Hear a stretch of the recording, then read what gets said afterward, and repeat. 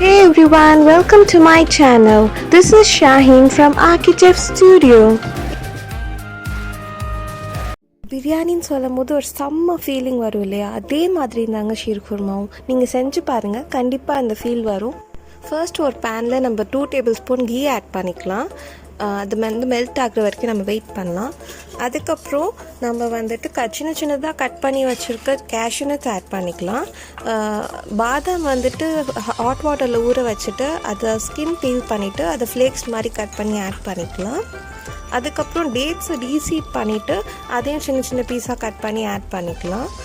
அதுக்கப்புறம் try coconut powder கிடைக்கும், எல்லா மளிகை கடையிலையும் கிடைக்கும், அது ஆட் பண்ணிக்கோங்க. இதெல்லாம் போட்டு நல்லா ஃப்ரை பண்ணி எடுத்துக்கலாம். நல்லா ப்ரௌனாக டேர்ன் ஆன அப்புறம் நம்ம ஃப்ரை பண்ணி தனியாக ஒரு பவுலில் எடுத்து வச்சுக்கலாம். இதை நம்ம இப்போ யூஸ் பண்ண போகிறதில்ல. இதே பேனில் நம்ம 750 ml மில்க் ஆட் பண்ண போகிறோம். ஆட் பண்ணிவிட்டு அது நல்லா பாயில் ஆகட்டும், ஏன்னா இது அன்பாயில்டு மில்க். ஸோ இன்னொரு பேன் எடுத்துகிட்டு அதில் 1 டேபிள் ஸ்பூன் கீ ஆட் பண்ணிக்கோங்க. அதுக்கப்புறம் ஒரு 2 கை அளவு சேமியா ஆட் பண்ணிக்கலாம். அதை நல்லா ரோஸ்ட் பண்ணிக்கோங்க. ப்ரௌன் கலர் டேர்ன் ஆகிற வரைக்கும் ரோஸ்ட் பண்ணிக்கோங்க. லோ ஃப்ளேம்லேயே ரோஸ்ட் பண்ணிக்கோங்க, ஹை ஃப்ளேம் வச்சா இது தீஞ்சிரும். நம்ம ரோஸ்டட் சேமியா மில்கில் ஆட் பண்ணிடலாம். ஆட் பண்ண அப்புறம் ஒரு 5 to 8 மினிட்ஸ் நல்லா குக் பண்ணலாம். குக் பண்ணும்போது கண்டினியூஸாக ஸ்டிர் பண்ணிகிட்டே இருங்க.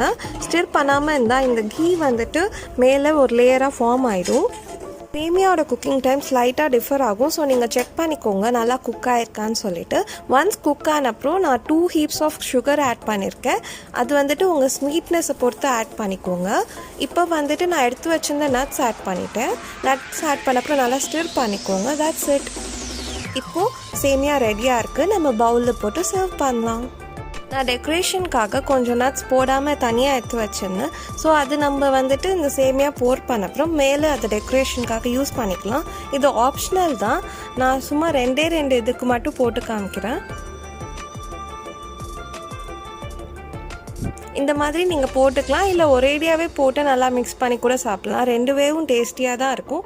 பட் இது பார்க்க டெம்டிங்காக இருக்குங்கிறதுக்காக நான் இந்த மாதிரி உங்களுக்கு காமிச்சிருக்கேன். இந்த டெசர்ட் ரொம்பவே டேஸ்டியாக இருக்கும். ஸோ கண்டிப்பாக ட்ரை பண்ணி பாருங்கள்.